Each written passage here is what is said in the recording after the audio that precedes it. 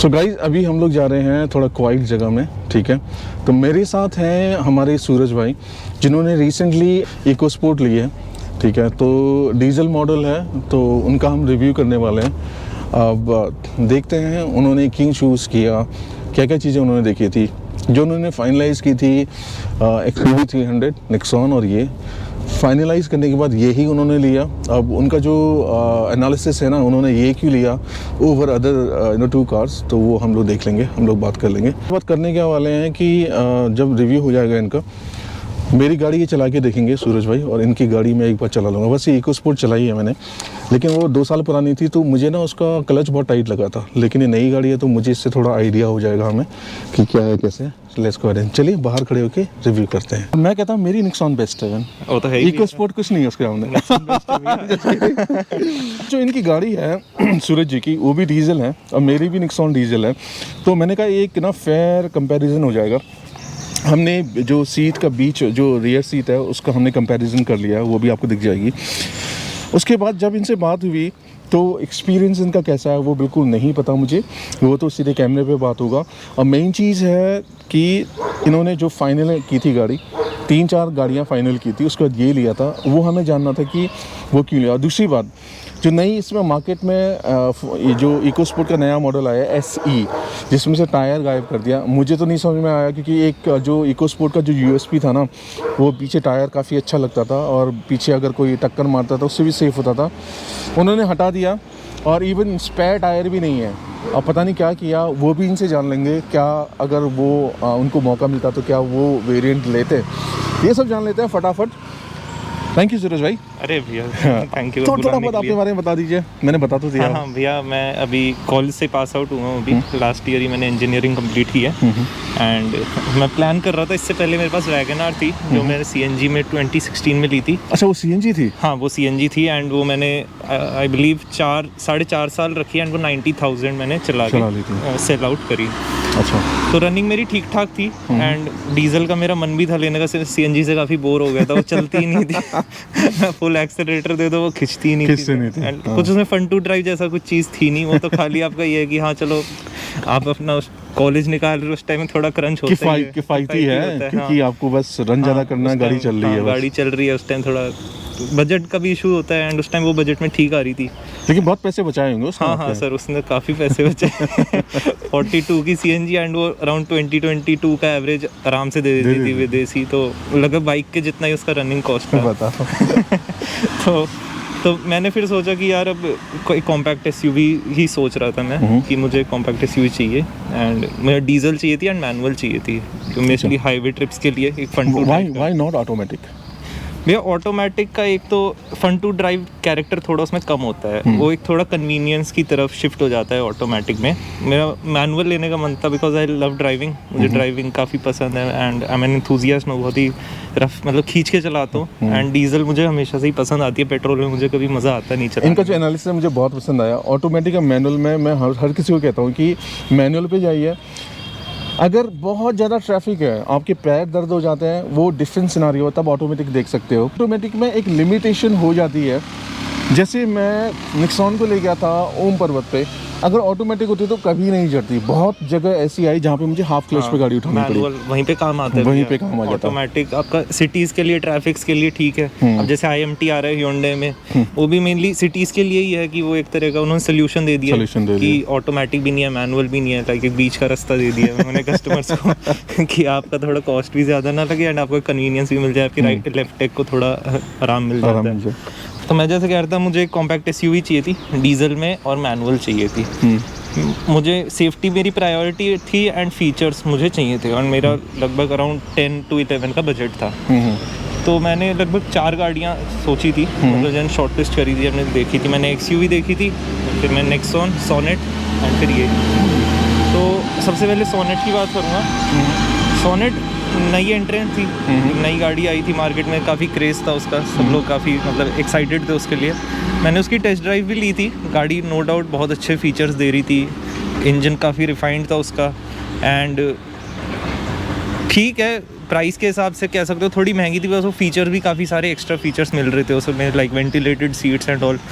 तो मैं उसकी टेस्ट ड्राइव ली, बट उसमें एक चीज़ मिसिंग थी, लाइक उसमें ना जो फन टू ड्राइव कैरेक्टर होता है जो मैं सोच रहा था कि डीजल गाड़ी में होता है, वो उसमें मुझे मिसिंग लग रहा था। हालांकि इंजन उसका काफ़ी अच्छा था भैया, बहुत रिफाइंड है, बहुत आवाज़ कम है, लेकिन उसका जो एक्सेलरेशन है लीनियर है। फोर्ड और निक्सॉन की तरह, टाटा की तरह उसमें पावर नहीं है, मतलब है ठीक है, मतलब जैसे कि जो एंथुसियास्ट नहीं है, जिसको फीचर्स चाहिए, सिटीज़ में ज़्यादा चल रहा है, थोड़ा लुक्स उसको ज़्यादा मैटर करते हैं, किसी को लुक्स काफ़ी मैटर करते हैं, तो वो इसीलिए सोनेट बिक भी रही है भैया अच्छा खासा कंपटीशन दे रही है नेक्सॉन को।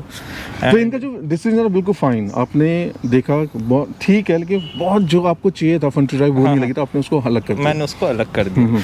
फिर मैं सर XUV चलाई मैंने। क्या गाड़ी, डीजल है, बहुत प्यारी गाड़ी है सर, मज़ा आ गया उसे चला के कि यार ऐसा होना चाहिए, डीजल इंजन जिसे कहते हैं ना, is better than Ford in absolutely sir, उसका कोई मतलब ही नहीं है, कोई कंपैरिजन ही नहीं है इन गाड़ियों से। वो मतलब कि कह सकते हो कि जो क्रेटा सेल्टोस टाइप की गाड़ियां हैं ना, वो उनके लीग की गाड़ी है। अगर महिंद्रा उसका बूट कट ना करता उसे सब 4 मीटर बनाने के चक्कर में, तो डेफिनेटली वो उनके कंपटीशन की गाड़ी थी। इसका कुछ इन सब 4 मीटर का उसका कुछ लेना देना ही नहीं था उस गाड़ी का, इतनी अच्छी बना रखी है। हाँ, तो सर मैंने वो चलाई, बहुत प्यारी लगी।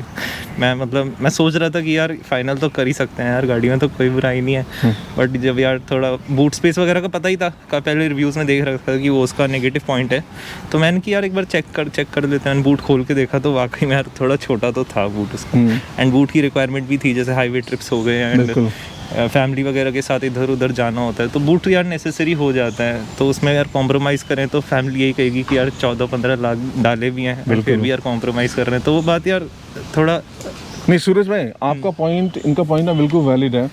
आप 14-15 लाख रुपए डाल रहे हो और उस गाड़ी में लिमिटेशन है, तो वो गाड़ी मैंने इसलिए छोड़ी थी। पहली जो मेरी चॉइस थी ना, वो XUV 300 थी। फिर मैं 10 दिन के लिए ट्रैवल पे चले जाता हूँ, अकेले तो जाऊँगा नहीं, 2 या 3 बंदे होंगे तो इम्पॉसिबल है। 2 बंदे हैं तो हो सकता है पीछे सीट में रख लो सामान, सीट गिरा दो, लेकिन यार 2 घंटे अगर बंदे जाते किफ़ायती नहीं है, तो कम से कम 3 या 4 बंदे तो होते हैं, तो उस केस में XUV आप बहुत ज़्यादा लिमिटेड हो जाती है।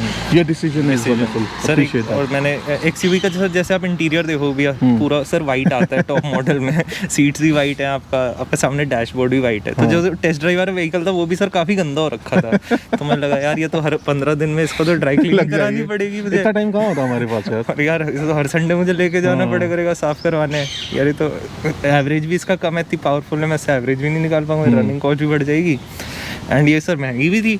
नेक्सॉन और इको स्पोर्ट से सर वो लगभग इको स्पोर्ट के सर वो 50 to 60,000 महंगी थी, एंड नेक्सॉन से भी लगभग 30-40,000 महंगी आ रही थी वो। तो फिर मैंने कि यार चलो अभी नेक्सॉन और ये देख लेते हैं, अगर बिल्कुल पसंद नहीं आई तो फिर चल यार देखते हैं कुछ। तो मैं फिर नेक्सॉन चलाने गया सर। नेक्सॉन का डीजल ही था मेरे पास टेस्ट ड्राइव में, एंड मैंने उसे स्पोर्ट्स मोड भी चलाया, मैंने सिटी इको पे देखा ही नहीं उसे चला के क्योंकि मैं XUV से आ रहा था ना सर। बिल्कुल। तो मुझे तो यार थोड़ा सा लग रहा था कि हाँ जैसे मैं पंजा दबाऊँ गाड़ी उठनी चाहिए, तो भैया ने उसे स्पोर्ट्स मोड भी ही रखा था कि भैया आप आराम से चलाओ। पहले समझ गया कि भाई XUV चला गया है, सिटी पे तो काम नहीं होगा, स्पोर्ट्स ही चाहिए होगा। स्पोर्ट्स ही, तो मैंने यार वो चलाई सर, उसकी सीट्स बहुत कंफर्टेबल थी, बैठ के कि यार कितने कंफर्टेबल है, उतरो ही ना सर, चलाते रहो गाड़ी को। बहुत अच्छी सीट्स थी उसकी, एंड फीचर्स भी टाटा ने खूब दे रखे, सनरूफ थी उसमें, टॉप मॉडल देखा। हाँ उसमें टॉप मॉडल था, एंड आपकी स्क्रीन, टच स्क्रीन वगैरह सब कुछ था सर, जितने बेल्स एंड विसल्स चाहिए होते हैं एक गाड़ी में। बट मैंने सर गाड़ी चलाई, मुझे पसंद आई, सीट्स भी अच्छी थी, बूट भी, सब कुछ था गाड़ी में, कोई इश्यूज़ ही नहीं थे। मैं जैसे कि मैं उसकी डील करने बैठा, मैं कोटेशन मांगा कि भैया मुझे कोटेशन वगैरह दिखाओ, तो वो कहीं ना कहीं सर थोड़ी सी एक्सपेंसिव जा रही थी, क्योंकि सर पहले BS4 में नेक्सॉन काफ़ी एग्रेसिवली प्राइस थी। मैंने देखा कि वो अराउंड यार 14 की जा रही थी उसका टॉप मॉडल, और उसमें मुझे करीब 2-2.5 महीने की वेटिंग कह रहे थे वो, यार गाड़ी डिमांड में है भैया, तो सर ऑब्वियस है कि डिलीवरी का बहुत इशू चल रहा है, वीडियो आने वाले हैं। हाँ सर, टाटा का काफ़ी इशू चल रहा है, वो चिप्स वगैरह को लेकर थोड़ा सा, तो मैंने कहा चलो भैया इसका क्या डिस्काउंट वगैरह क्या दोगे? उनका सर कंपनी से 10 का ही डिस्काउंट है सर, उतना ही मिलेगा, उससे ज़्यादा भी हो नहीं पाएगा। तो मैंने कि यार ऐसा तो नहीं भैया, थोड़ा सा मैंने डीलर एंड पे मैंने ट्राई करा। उन्होंने कहा चलो सर इंश्योरेंस में इतना कम कर देंगे। मैंने कहा चलो इंश्योरेंस में बाहर से ले लेता हूँ, आप बताओ फिर उससे ज़्यादा क्या करो? उन्होंने कहा सर एक्सेसरीज दे देंगे। मैं सर टॉप मॉडल में आप क्या एक्सेसरी दोगे? सर मैं टॉप मॉडल ले रहा हूँ, उसमें आप एक्सेसरी बता रहे हो। तो मैंने कहा भैया इतना ही हो पाएगा, उससे ज़्यादा नहीं हो पाएगा। फिर मैंने की चलो मैं उसकी कोटेशन मैंने ले ली टाटा से, एंड फिर मैं इसे भी देखने गया। भी चलाई आपने? हाँ। मैंने भी चलाई है, डीजल फैंटास्टिक है। उसके बाद आपने स्पोर्ट मोड पे निक्सॉन चलाई, तो आपको डिफरेंस कितना लगा? सर डिफरेंस बहुत ज़्यादा तो मैं नहीं कहूँगा कि एक्सयूवी जैसे बहुत ही ज़्यादा पावरफुल थी उससे। नेक्सॉन भी चलाने में बहुत मजा आ रहा था मुझे, स्पोर्ट्स मोड में काफी अच्छी पिकअप ले रही थी वो, लाइक 2000 आरपीएम तक थे लैग, वो तो उसमें भी था, एक्सयूवी में भी था 2000। टर्बो में जनरली हाँ, टर्बो में 2000 तक दोनों में ही लगभग लैग था, बट उसके बाद दोनों ही गाड़ियां गोली थी। हाँ, दोनों ही, मतलब आप ये कह लो कि बहुत ही हल्का बहुत डिफरेंस होगा अगर आप स्ट्रेट लाइन में लाइक एक स्प्रिंट करोगे, बहुत हल्का सा डिफरेंस, बहुत हल्का ही डिफरेंस होगा, बट मैनेजेबल है सर, इतना चलता है। क्योंकि स्टीयरिंग फीडबैक वगैरह सब ऑलमोस्ट सेम था, मुझे बिल्कुल भी कोई कंप्लेंट करने की जरूरत लगी नहीं दोनों में। बस वो एक्सयूवी के 2-3 रीजंस थे, प्राइस, इंटीरियर, क्योंकि वाइट था सर, उसका सिस्टम भी अच्छा नहीं लगता मुझे। हाँ, एंड मुझे लग रहा था कि यार इसको स्पीकर चेंज कराने पड़ेंगे मुझे अगर मैं लेता हूँ, और मुझे सर अगर मैं टॉप मॉडल लेके भी छेड़छाड़ करवा रहा हूँ तो सर उसका सेंस बनता नहीं है। इससे तो मैं बेस मॉडल लेके उसमें ही थोड़ा बहुत अपने रेट्रोफिट करा लूँ चीज़ें। नया पॉइंट ऐड कर दिया, सही बोला। टॉप मॉडल लेके अगर उसमें चेंजेस कराने पड़ते हैं तो मतलब क्या है? उसका मतलब क्या है? एंड इसलिए टॉप मॉडल लेना भी था क्योंकि सर मैं रेट्रोफिट कुछ करवाना नहीं चाहता था बाहर से, मैं गाड़ी स्टॉक रखना चाहता हूँ। तो मैंने फिर उससे कोटेशन ले ली XZ+ की, ऑप्शनल ड्यूल टोन की, 14 में दे रहा था। फिर मैं इसे देखने गया, इसके सर ज़्यादा तो रश था नहीं फोर्ड पे ज़्यादातर आजकल रश रहता नहीं, आराम से जो 2-4 ही बैठे होते हैं ना, जाके वो बहुत ही अच्छे से आपकी वो करते हैं केयर कि सर आ जाओ सर, आओ देखो, सर्विस बहुत अच्छा देते हैं। वही रश की बात हो जाती है सर, जब टाटा में बहुत ज़्यादा रश था तो इतनी अच्छी, मतलब काफ़ी भीड़ थी, तो एक बंदा ही मिल गया बात करने को, वही बहुत बड़ी बात थी। फोर्ड में भी ऐसा रश होता था, शायद वहाँ भी ऐसे होगा। फोर्ड का भी तो वहाँ पे खाली था, तो मैं गया, मैं कहा भैया मुझे इको स्पोर्ट देखनी है। तो उन्होंने कहा आओ भैया, टेस्ट ड्राइव उन्होंने कराई अच्छे से, कोई इशू नहीं आया। मैंने गाड़ी चलाई, सीट्स इसकी मतलब ठीक थी, कंफर्टेबल नहीं थी बट काफ़ी मुझे पकड़ के बैठा था, मतलब सीट्स काफ़ी, मतलब कहते हैं जगड़ के बैठा है, मतलब एक ऐसा पोजीशन होता है, स्पोर्टी पोजीशन थी बहुत। तो मैंने गाड़ी चलाई, इसमें टर्बो लैग नहीं है सर, जैसे कि आप ये चलाओगे ना 1400-1500 आरपीएम से खींचने लगती है, मुझे इसमें 2000 का वेट नहीं करना पड़ता। क्योंकि इसका इनिशियली आपको कोई भी डीजल चला लो, ये चला लो, फोर्ड की गाड़ी चला लो, जैसे आप क्लच छोड़ते हो ना, एक्सेलरेशन की जरूरत नहीं पड़ती, भागने को शुरू होती है। ये यूएसपी है फोर्ड की। हाँ, इसमें वो एस्पायर में भी ऐसी है, फ्री स्टाइल में भी ऐसी, इसमें भी ऐसी। हाँ भैया, तो एक तो इसमें टर्बो लैग मुझे काफ़ी, मतलब उन दोनों से आ रहा था तो वो चीज़ इसमें थोड़ी अलग थी। लाइक इसमें 2000 के बाद कोई गोली नहीं बनती, ये शुरू से लीनियरली पुल करती रहती है, इसमें काफ़ी लीनियर एक्सेलरेशन, कोई kick in the pant feel नहीं आती। भैया मैंने इसमें एक चीज़ नोटिस करी है कि इसके सस्पेंशन काफ़ी स्टिफ थे सर उन दोनों से, जैसे मैं उन्हें गड्ढे वगैरह पे ले गया, इसमें फील हो रहे थे, अच्छे से फील हो रहे थे। तो वो मुझे पता भी था, मैंने पहले रिव्यूज़ देखे थे कि हाँ इसके सस्पेंशन स्टिफ है, एंड इसका ये इसमें कमियां हैं, ये मतलब जो मुझे लगी वो पता थी। कम खर्चा है ना, सस्पेंशन स्टिफ है तो कम खर्चा है। एंड दूसरी चीज़ मैंने इसका क्लच के, मैंने काफ़ी सुना था क्लच काफ़ी हार्ड होता है इसका, वो मुझे चेक करना है। हाँ, तो अभी आप करना नहीं है वैसे, अभी इतना पता नहीं चलेगा। लाइक मैं नेक्सॉन से आ रहा था, नेक्सॉन से मुझे डेफिनेटली उसका हार्ड लगा था, जो उनकी टेस्ट ड्राइव व्हीकल थी, अराउंड 10,000 चली हुई थी, BS6 ही थी। तो मैंने कहा भैया इसका थोड़ा क्लच हार्ड है, तो कह रहे भैया वो टेस्ट ड्राइव व्हीकल है इसलिए वो थोड़ा सा होता है, क्योंकि वेयर आउट हो जाता है ना, वेयर आउट हो जाता है। मैंने कि चलो कोई नहीं, फिर मैं जैसे शोरूम में उनकी डेमो कार खड़ी थी एक, मैं उस पर मैंने क्लच दबा के देखा, बट उसका उससे लाइट था, लाइट था। बट नेक्सॉन से थोड़ा सा ही सर 19-20 का ही कह लो, हैवी तो है, बट वही है सर, आदत पड़ जाती है, जैसे आप डेली बेसिस पे चला रहे हो तो आपके लेग को आदत पड़ जाती है। बिल्कुल पड़ती है यार। नेक्सॉन का अगर ए पिलर देखो ठीक है, लेकिन आप यूज्ड टू हो जाते हो, तो सिमिलर है वो, तो यूज्ड टू नहीं की बात है सर। एंड मैंने इसमें रियर सीट तो मैं इस पे बैठ के देखा ही नहीं, तो पता ही था मुझे इसकी कमी है, रियर में ज़्यादा स्पेस है ही नहीं, फैमिली में ज़्यादा 4 ही लोग हैं तो उसकी वजह से ठीक है सर, स्पेस की मुझे ऐसी कोई प्रॉब्लम लगी नहीं। सूरज भाई बैठे हैं, आपकी हाइट कम से कम 10 तो होगी, 5-10। हाँ, 5'11" 6 है, 5'11" 6 है इनकी, और मैं हूँ 5'7". आपकी हाइट क्या है? 5'7" हो। अब देखिए वेट तो ज़्यादा नहीं है, but leg leg room leg के लिए तो चाहिए, ठीक है, क्योंकि आप देखो ही इज ऑलमोस्ट 6, ठीक है, और हम लोग 5-7 वाले। वो नेक्सॉन में बैठ के देखते हैं कैसा, नेक्सॉन में ट्राई करते हैं इसको। हाँ, एक और चीज़ मेरे को बोलनी थी, इसमें ये है 4 सीटर ही, ये 5 नहीं है 5, ये 5 है, बट शॉर्ट ट्रिप्स के लिए 10-15 किलोमीटर, दैट्स इट। कूले भी उतने नहीं हो रहे ना जितना उसमें टाइट चल रहा था। और वर्ड यूज़ कर लो यार, कूल है, क्या बोलूं, कूल है। तो गाइस हम बैठे थे इको स्पोर्ट में, अभी हम नेक्सॉन में आ गए हैं। जो पहला डिफरेंस हमें लगता है कुछ नहीं है, इसकी सीटें कुछ नहीं है, और अविरल भाई बैठे हुए हैं, सूरज भाई बैठे, मैं बैठा हुआ हूँ। जो नीचे मैंने बोला था, नीचे वाला पोर्शन भी उतना ज़रा टाइट नहीं जितना उसमें था, कंफर्टेबल है। और आप कंफर्टेबली बैठे हो? हाँ जी, आप भी बैठे हो? कंधे देखिए कंफर्टेबल है। मैं ना पीछे हो रहा था तो दोनों के लग रहे थे, अभी it feels like you know उससे थोड़ा बेटर। अब मैं हमेशा कहूँगा यार, जो फुल फ्लेज एसयूवी है उसी में ही 3 लोग के लिए कंफर्टेबल होता है, जैसे फॉर्च्यूनर हो गया, एंडेवर हो गया।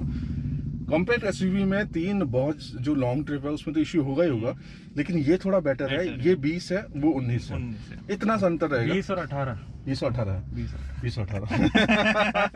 भाई साहब की बात मान लेते हैं, वरना ये वरना बहुत पीटते हैं। किसी का नहीं 18.5 कर ले, 18 ठीक है ना तेरी ना मेरी। हम कुछ में बैठने वाले हैं, कुछ नहीं, एक्सप्रेस में बैठने वाले हैं, ठीक है। इसके डोर देखो 90 डिग्री खुल रहा है।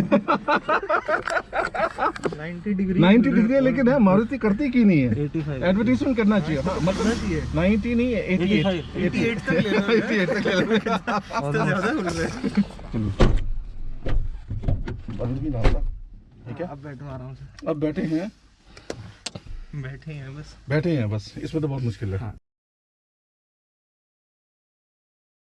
फाइनल ये पिक करने का आपका एक ही रीज़न था, आपने देखा फन टू ड्राइव गाड़ी लगी जो इनको चाहिए थी, ठीक है। इनिशियल लैग नहीं है फोर्ड में, इको स्पोर्ट में, और इनको सिस्टम वगैरह अच्छा लगा, ठीक है। क्लच वगैरह मेन जो फीडबैक इन्होंने एनालिसिस करके जो फीडबैक इनको था ना, वो टेस्ट किया उन्होंने। क्लच इनको पता था थोड़े टाइट हैं, वो देखा, नए वाले पे इनको लगा लाइट है।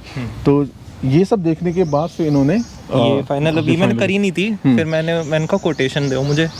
उन्होंने मुझे सर भैया अच्छा खासा डिस्काउंट भी दे दिया। लाइक मैं इंश्योरेंस पे कह रहा था, मुझे इंश्योरेंस ये थोड़ा अपना महंगा लग रहा है, जैसे मैं बाहर से कंपेयर जो कर रहा था, फिर उन्होंने मुझे उसी प्राइस से बाहर वाले प्राइस में इंश्योरेंस दे दिया। परफेक्ट। फिर जैसे मेरी सेकंड हैंड कार थी वैगनआर, मैं उसका भी वैल्यू लगवा रहा था बाहर से, लाइक कार्स 24 पे एंड शोरूम्स वगैरह पे मैं वैल्यू लगवा रहा था। तो मुझे कार्स 24 से बेटर डील शोरूम वाले दे रहे थे। कितना दे रहे थे? मुझे कार्स 24 पे भैया 2K मिला था, 2.04 का कोई प्रिसाइज। वो काट कूट के मुझे 2 लाख देते हैं, हाँ, वैगनआर का। तो मैं शोरूम पे गया, उन्होंने मुझे पहले 190 दिया जब मैं बात कर रहा था फोर्ड ने। तो मैंने कहा नहीं यार, मुझे थोड़ा कम है, मैं इतने में नहीं लूँगा, मैं 2.4 तक एक्सपेक्ट कर रहा हूँ, इतना तो नहीं होएगा। तो उन्होंने कहा चलो भैया बात करते हैं। उन्होंने थोड़ा अपना इधर उधर से बात करी, फिर वो 210 तक आए। फिर मैंने कहा नहीं यार, फिर उनका 220 ले लो भैया, एंड ये 2-4 एक्सेसरी आपको और ऐड कर देता हूँ। तो मंड वाली काम आ गया। सर मेरा मन थोड़ा डोलने लगा कि यार कार्स 24 से लगा मुझे 20,000 ज़्यादा मिल रहा है, एंड थोड़ा काट पीट करके मुझे 13 तक ये मिल रही थी ऑन रोड। तो मैंने कहा दिल्ली में 13 में डीजल तो यार सही मिल रही है, not bad, top and model है, सारे फीचर्स मुझे मिल रहे हैं, ब्लैक ड्रूफ है। मुझे मतलब बाहर से कुछ काम करवाने की ज़रूरत नहीं है इसमें एक भी। जो इसमें 1-2 एक्सेसरी थी, लाइक जो इसमें वो होते स्कफ प्लेट्स हो गए, एंड साइड में भी डोर वाइजर्स हो गए, ये भी मुझे शोरूम ही दे रहा था, हाँ, फ्री ऑफ कॉस्ट दे रहा था। तो मैंने कि, और मुझे नेक्सॉन से सर ये लगभग सस्ती पड़ रही थी, टू बी वेरी ऑनेस्ट, 60,000-70,000 पर शुरू से ही मिल रही थी। एंड जब मैंने डिस्काउंट करा तो ₹1,00,000 का डिफरेंस आ रहा था, जो उसका XZ प्लस S वाला वेरिएंट था। और दूसरा डिफरेंस भी तो है ना, इसमें 6 एयर बैग है आपके पास, नेक्सॉन में सिर्फ 2 एयर बैग। नेक्सॉन में 2 एयर बैग्स हैं, इसमें 1-2 feature like auto dimming IRVM आ जाता है, उसमें मैनुअली था, उसमें नहीं आता। एंड इसका सर स्क्रीन थोड़ा सा बड़ा था नेक्सॉन, और अच्छा भी है, नेक्सॉन से फार बेटर है।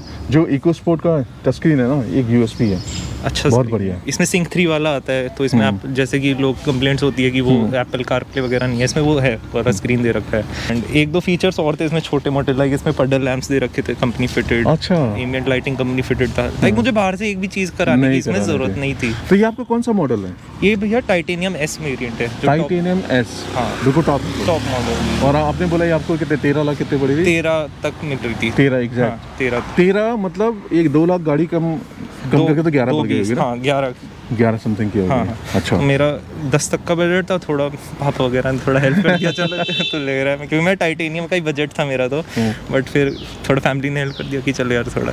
और इसमें आपको सनरूफ मिल जाता है, इसमें 6 एयरबैग मिलते हैं, और इसमें जितने भी फंक्शंस है ESP वगैरह सब कुछ इसमें अवेलेबल है, हिल होल्ड वगैरह जो भी आता है सर, सारे गुड टू हैव फीचर जो भी आते हैं। ऑटो डिमिंग मिरर मिलता है, पडल लैंप मिलता है, सब कुछ काफी कुछ सर। एक इसमें मैं हाईलाइट देना चाहूंगा, इसकी हेडलाइट सर काफी बेटर थी। मैंने नेक्सॉन को लाइक शाम को चलाया था, उसमें हैलोजन प्रोजेक्टर्स ही थे, तो उनका मुझे थ्रो बहुत ज्यादा अच्छा नहीं लगा। लोग नहीं है।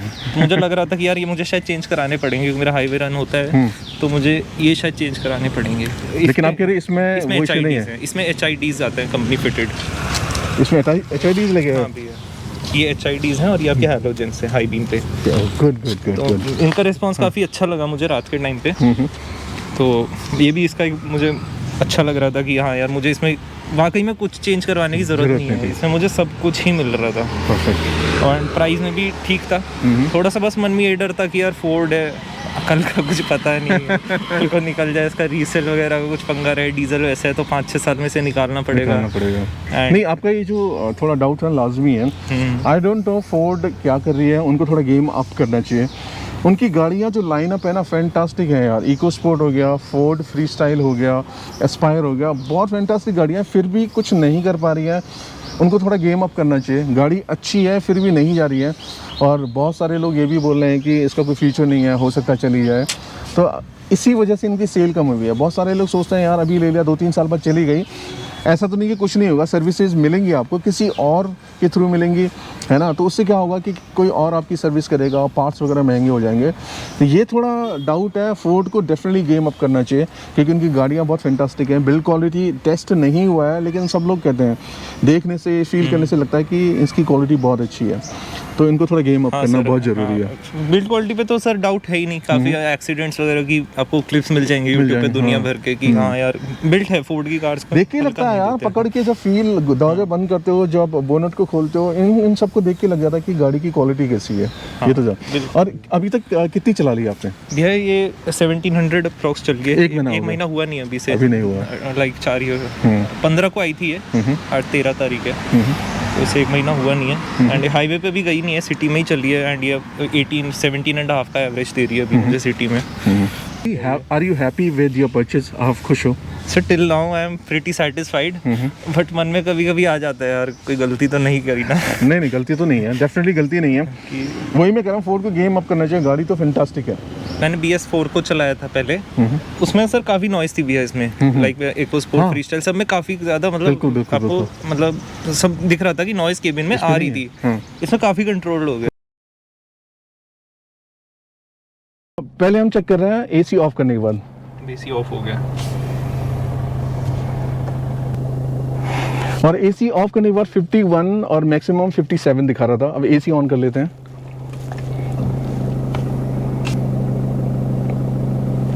AC ऑन करने के बाद और कम दिखा रहा है। और जैसे AC ऑन किया तो जो मैक्सिमम दिखा रहा है 54 दिखा रहा है, और उसमें 57 दिखा रहा था। AC ऑन करते कम हो जाता है। ये क्या मजाक है फोर्ड। ठीक है, AC ऑफ हो रखा है। और साउंड कहाँ गया मेरे भाई? अरे साउंड भैया, ठीक है। अब मैं इसको रीसेट कर रहा हूँ, सब लोग रहेंगे चुप। तो इसमें जो एवरेज आ रहा है वो 60 करीब दिखा रहा है, और इसका मैक्सिमम 61 है। लेकिन याद रखिएगा, जब हमने इको स्पोर्ट में चेक किया था तो 57 आ रहा था मैक्सिमम, 67, और जो एवरेज आ रहा था वो 55 आ रहा था AC ऑफ में, ठीक है। लेकिन उसका जब AC हमने ऑन किया था तो वो और कम हो गया था। 55 में पहुंच गया था ये इको स्पोर्ट में। अब इसका AC ऑन करके चेक करते हैं, और AC ऑन करने के बाद इसमें जो मैक्सिमम है 64 पहुंच जाता है, और जो मिनिमम मतलब जो एवरेज है वो 61 पहुंचता है। तो इसका मतलब जो नॉइज़ का जो है ना वो अंतर, उसमें 55 है तो इसमें 61 है, तो 5-6 का अंतर है। तो इससे हमें लगता है कि डेफिनेटली जो इको स्पोर्ट है साइलेंट है, थोड़ी साइलेंट है, रिफाइंड है इससे ज़्यादा। और इसका जो इंजन है थोड़ा गड़गड़ रॉ फील देता है।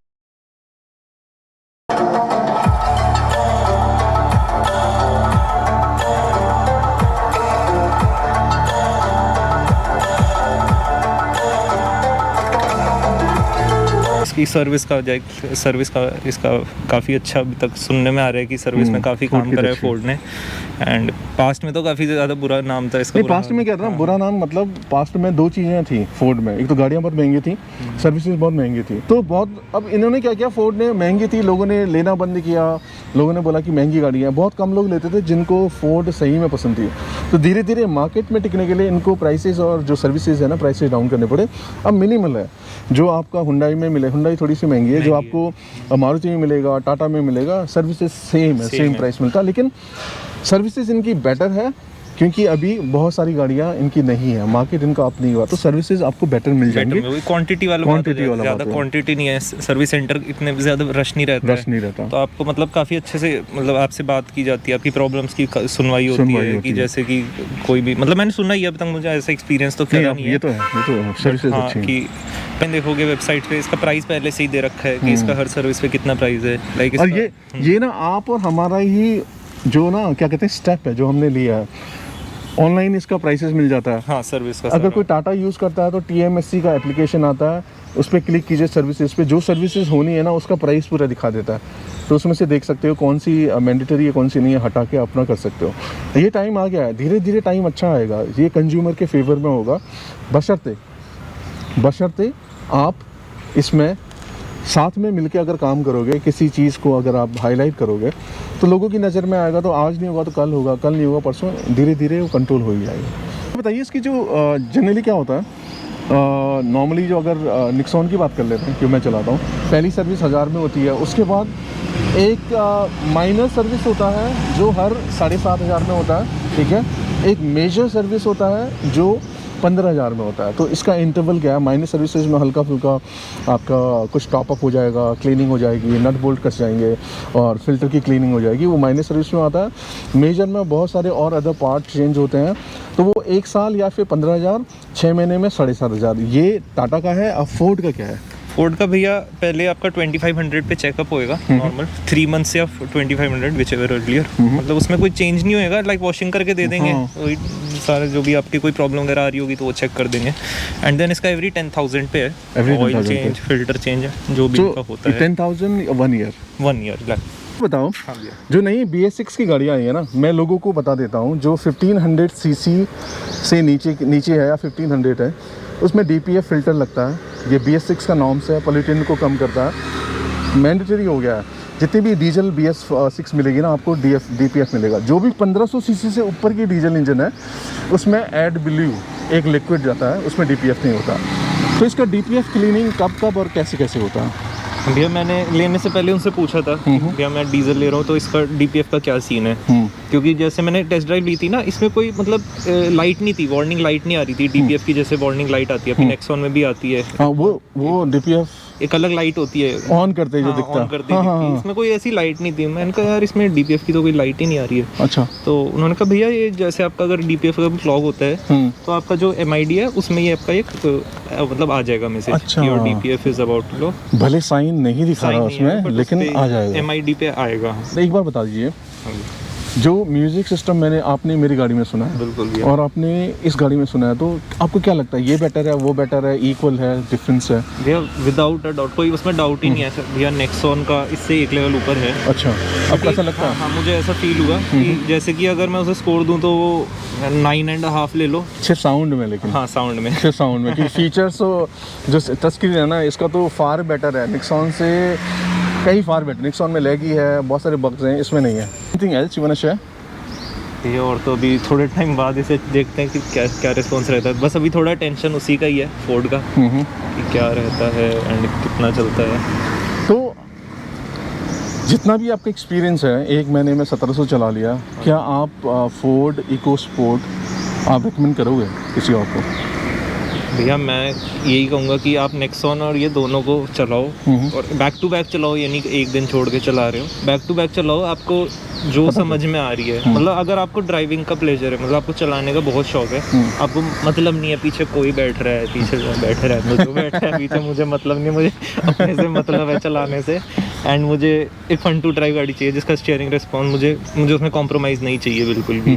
कि नेक्सॉन से इसका कह सकता हूँ हल्का सा स्टीयरिंग रिस्पॉन्स बेटर है। हाँ। तो जिसको बस यही है कि मुझे तो बस ड्राइविंग से मतलब है, एंड मुझे एक मतलब कि भीड़ से हटके गाड़ी चाहिए, क्योंकि ये ज़्यादा तो अब है नहीं, ज़्यादा तो है नहीं, बहुत कम तो है। मुझे एक मतलब कि यूनिक गाड़ी चाहिए जो ज़्यादा, जिसका भीड़ भी नहीं हो रोड पे, एंड एक फन टू ड्राइव कार चाहिए, और जिसको इनिशियल लैग कम चाहिए, टर्बो लैग। इनिशियल लैग कम चाहिए। एंड जो उसका सर टाइटेनियम वेरिएंट आ रहा है भैया, 9.99x शोरूम उसका। अच्छा, एंड उसमें सनरूफ वनरूफ ESP TCS सब मिल रहा है, क्या बात है। एंड एलॉय व्हील्स प्रोजेक्टर वगैरह सब कुछ मिल रहा है उसमें। हाँ। एक आपका स्टीरियो सिस्टम छोड़ के जो उसका वो नॉर्मल आता है विदाउट एप्पल कारप्ले वाला, तो वो काफ़ी वैल्यू फॉर मनी वेरिएंट में हो सकती है, मानता हूँ आज के टाइम में। अच्छा है यार, 9.99 तो काफ़ी अच्छा है। टाइटेनियम में उसका सब कुछ मिल रहा है। हाँ, तो अगर कोई प्लान कर रहा है देखने का, उसका इतना ही बजट है, तो टाइटेनियम डीजल बहुत ज़्यादा वैल्यू फॉर मनी आज के टाइम में। एंड अब लेना है तो अभी ले लो, फोर्ड का कोई भरोसा नहीं है, कल को उसमें से फीचर कुछ काट देगा। और 9.99 इसका एक्स शोरूम है, तो जो आपका TCS है ना वो भी नहीं कटेगा। TCS 10 लाख से ऊपर पे करता है। हाँ भैया, वो परफेक्ट।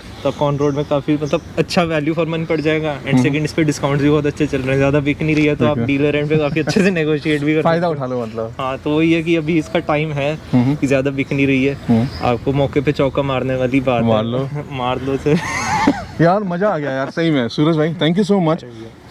इनका ना एनालिसिस जो कुछ भी किया था इन्होंने, बहुत मज़ा आया, क्योंकि जाके ऐसी ही गाड़ी नहीं ले ली, उन्होंने बहुत रिसर्च किया, फाइन चीज़ें उनको क्या पसंद है वो चीज़ें इन्होंने सेग्रीगेट की, उसके बाद फाइनली इस गाड़ी पे डिसाइड किया। मतलब मुझे मज़ा आता है ऐसे लोगों से बात करने में, जो ना बिल्कुल एनालिसिस करके अपनी रिक्वायरमेंट के हिसाब से गाड़ी खरीदते हैं। He is one of them. I really thank you for that. अब क्या करेंगे, ये वीडियो बहुत लंबी हो रही है, हो सकता है दूसरा वीडियो आपको आएगा, ये मेरी निक्सॉन चला के देखेंगे। निक्सॉन उन्होंने चलाई है, लेकिन मैंने निक्सॉन में अभी सर्विसेज कराई है, तो उसका गियर ना बहुत स्मूथ हो रखा है, तो मैं एक बार इनसे आइडिया लेना चाह रहा था चला के।